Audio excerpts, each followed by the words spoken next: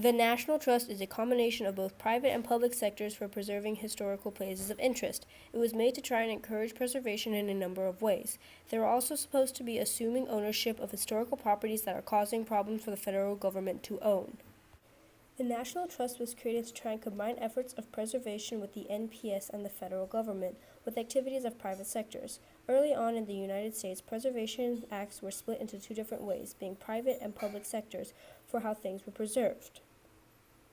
It was in 1949 when the two paths finally came together, starting the new National Trust for Historic Preservation.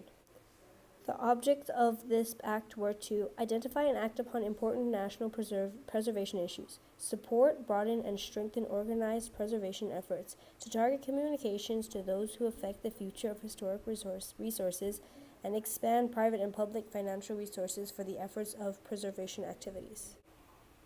In the late 1940s, leaders in American history preservation saw the need for a national organization to support local preservation efforts. So in 1946, a group of four men went to the National Gallery of Art to talk about a national organization that could help with this.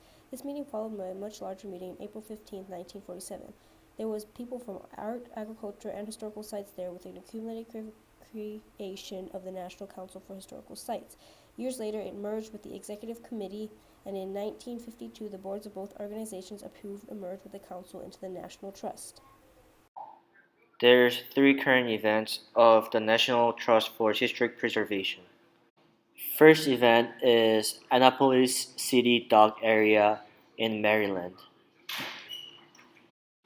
A proposal to rezone portions of the colonial Annapolis Historic District, one of the most historic coastal areas in the United States, would overturn almost half a century of preservation laws and policies, all while damaging the heritage tourism economy and incredible views.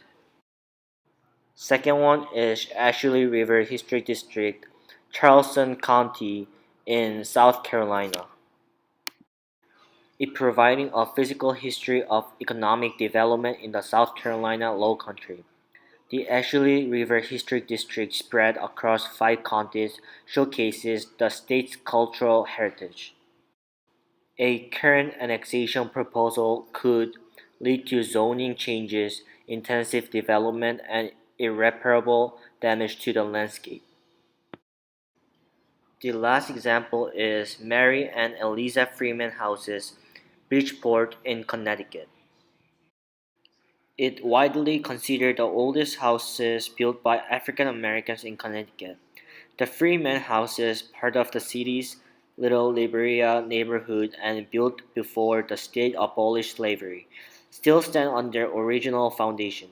Currently vacant and badly deteriorating, they're in need of protection so they can continue to tell the story of the free black community in the North prior to the Civil War.